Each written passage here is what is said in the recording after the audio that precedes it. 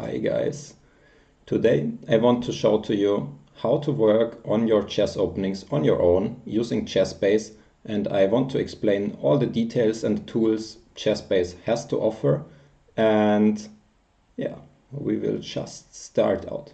So first we set a goal for today, which is analyzing some opening arising after e4, e5, knight f3, knight c6 and bishop c4.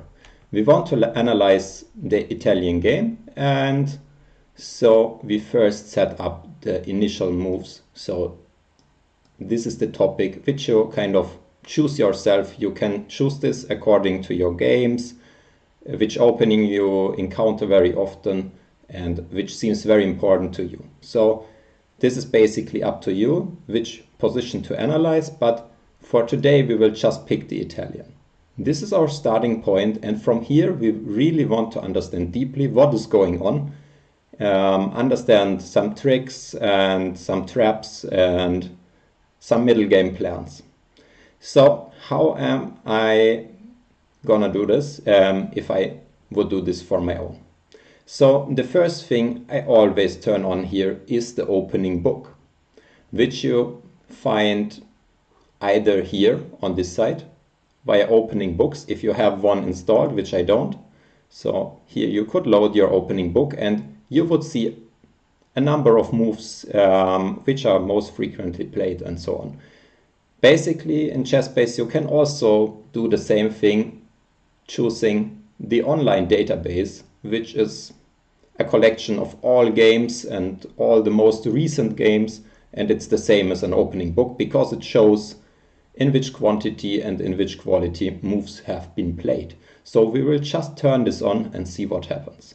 So as soon as we turn on the online database, we get a list on the right side of the board, and it shows us several moves and their frequency, their scores, the last date when it was played, and also the number of transpositions, which I will explain to you later.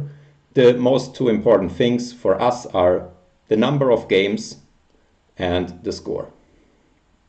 So here we see the most frequent move is bishop c5, and straight after this follows knight f6, and then with a much lower frequency there is also bishop e7, h6 and d6. And what's very important when you study openings is you should study the main lines, because you will encounter them also in most of the cases.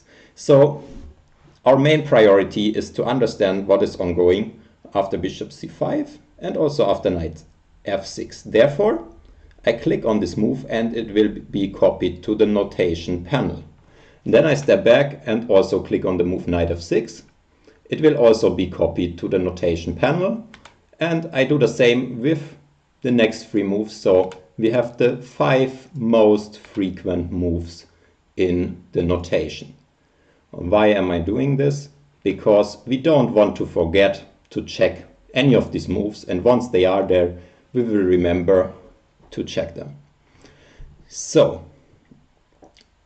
after doing this we need to dig deeper and check this move, bishop c5. What do we want to play then? Now, since we are preparing this opening for white, this is the moment where we have a choice. We have a list of moves. We don't need to play the most frequent one. We can choose from this list. And for today, I thought it might be interesting for you to check the move pawn to c3, which is also the most frequent move. And here we see there is a clear tendency that black is usually playing knight f6.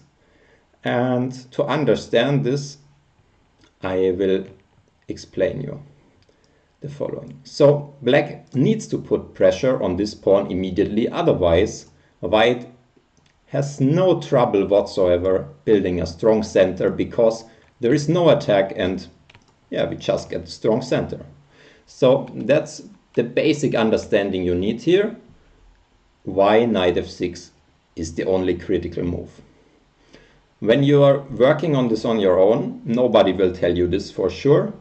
But when you go through the moves like d6 and bishop b6, you will see the pattern that always d4 is the answer, and then you might figure out that it's the problem for black, that white gets in d4 quite comfortably. So in this way you can also understand yourself why it's important for black to play knight f6, because otherwise after so many answers white will just go d4 and black has no counterplay in the center and white is just a little bit better. So this is the real learning process. You check some alternatives and you're wondering why are they not the main line, and then you figure out some pattern and you understand the position a bit better, which I think is very crucial if you really want to improve your chess. Not just learning the moves, not wondering why the other moves are not good, but really trying to understand it. So we will follow the main line knight f6, and from there are a few options, and when you analyze it on your own, you can experiment a little bit and try this or that and then see what suits you best. For today, I want to check this move because it looks most aggressive, and so could you. You choose a move which you think this looks quite aggressive or this looks quite interesting, and then you try to think about it. And another technique which is very useful when you want to understand this position is to turn off the book again. So in this situation, when you want to understand better what is going on, you can flip the board. You can do this actually by pressing Ctrl F to flip. Try to think, what would you play as black after d4? And you will come up with some ideas. Maybe move the bishop, maybe take, maybe go back. And then you will think about it for a while and you might come to the conclusion this or that is the best. And you might also type in the variations you're thinking about. For example, if you think taking is best, okay, what will white do? Probably he will recapture, and then maybe there is a check. And okay, you think this might look quite comfortable for black because he's hitting this pawn.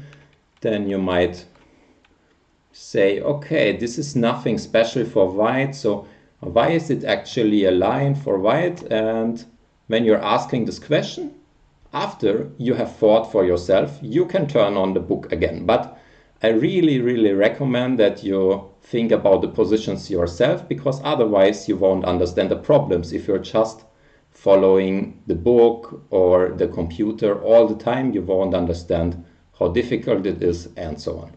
So let's see, what can white do here? And maybe we are surprised that there are a bunch of lines which are not capturing the pawn. And there is, for example, the line pawn to e5, and it's interesting because we hit the knight and we are ready to capture the pawn maybe next, and it's not so easy for the knight to find a place. And also here we discover something which is very interesting. Once you see that only one move in a certain opening line is good, you can be very tempted to go for this line, because here we see a lot of moves, they are just scoring very well for white. So 70% or more for white, which means white is on average winning more than 7 out of 10 games, which is quite a lot. This means black is in terrible shape if he does not know the main move. Of course, most of the people know it, but if you're a beginner or if you're playing someone who is a beginner, it is there is quite some chance that they are going wrong. And in this case, I recommend that you check why those other moves, they are just not so good. And if you really understand this point, why the other moves are not good, then you will be able to refute them over the board or really create some big problems. And we will do this for a moment, and then we will continue with the main line. So let's see. If the knight goes here, then we see, aha, there's a very good move for white, which is scoring more than 70%. It's bishop to d5. And already here, black has no good answers. There are even some moves where white is scoring 100%. On the other moves, white is even scoring more than 70%. And there is a big problem for black in all cases. Sacrificing a piece here, it looks quite desperate, and white is just winning on material. And also alternatives like f5, they really weaken black on this diagonal. He won't be able to castle in the future, and we just take the center, and white is much, much better. So if you study this line, I think the last detail you should know is this move bishop to d5. And you can figure this out on your own while going through the sidelines by black and then using the book, looking for the most frequent and some of the best scoring moves. There are also other moves. You could investigate this if you are interested, but if the most frequent move is scoring that well, I would not go deeper. This process you can repeat for all those other knight moves, and we won't do this together because this takes too much time. And then we continue with the main move, which is d5.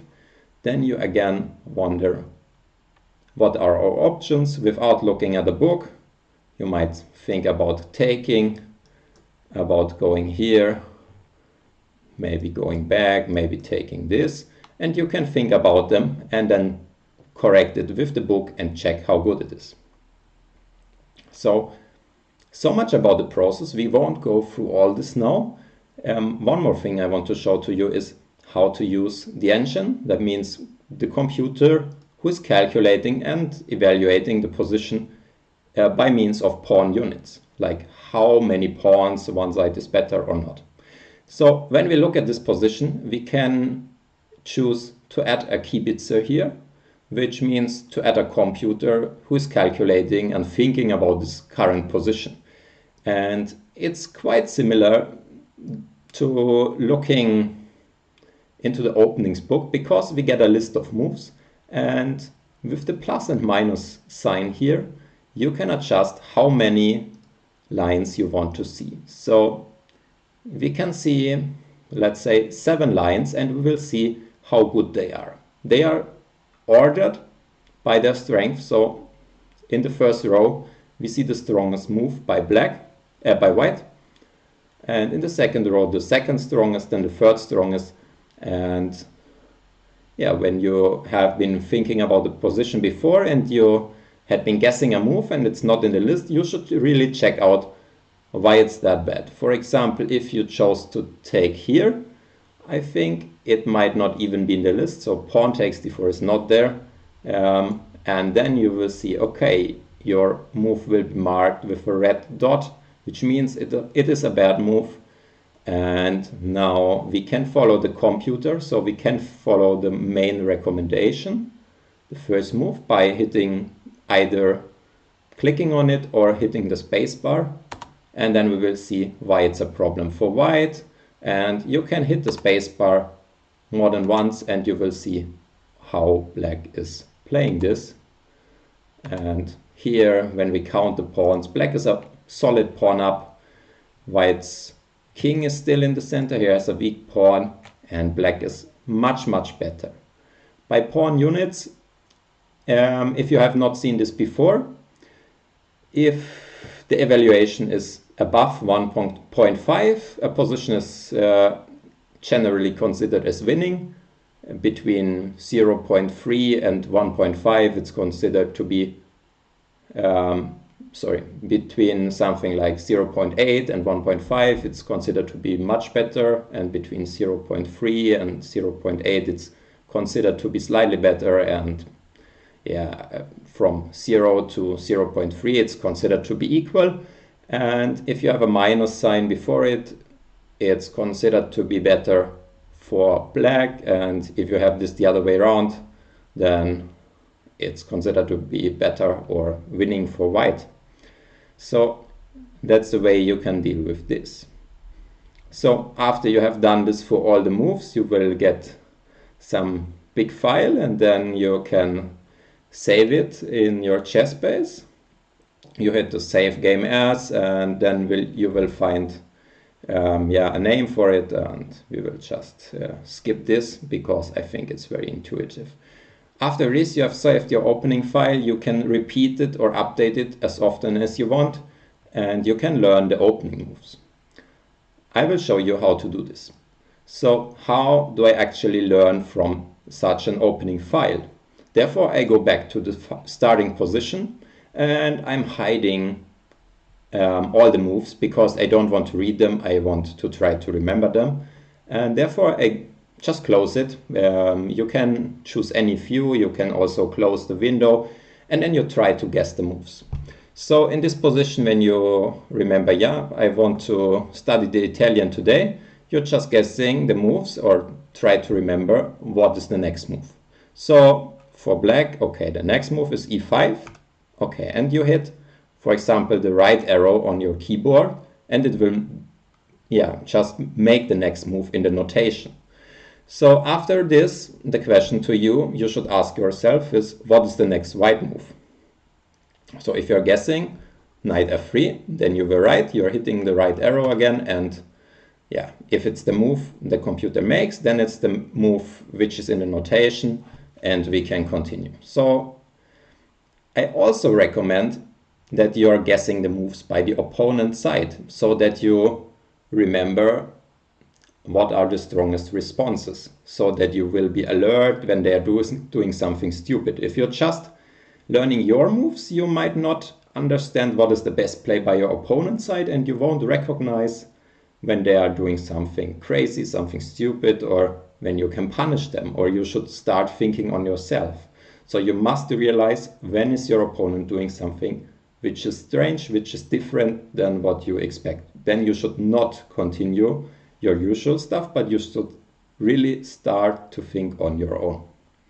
This will always happen because we cannot be prepared against everything. So very recommended, you should also guess your opponent's move, which in this case was knight c6. Okay, we hit the arrow again, we play bishop c4, hit the arrow again, and then we had some split. When you have a split, there will be a window popping up, and it will show all the moves which you analyzed. If you're going through this process and learning the moves, you will just pick one random move and try to continue in this particular variation, but you will later return to this point and also pick another move to go through this variation. Once you've repeated all your moves like this for a couple of times, I think you understand the ideas. So in the best scenario, you remember all the moves in your last iteration. And that's the point, how you learned your opening. First, create the file yourself, analyze it with the openings book and the computer, and in the last step, really learn it and try to remember all the details, understand the details, and so on. I hope I could give you some interesting insights how I analyze openings on my own, which is a very important thing, and I hope you have some fun discovering some new opening ideas, understanding openings better. So if you like the content and want me to keep it up, like and subscribe to the video, and I'm happy to see you next time. Goodbye.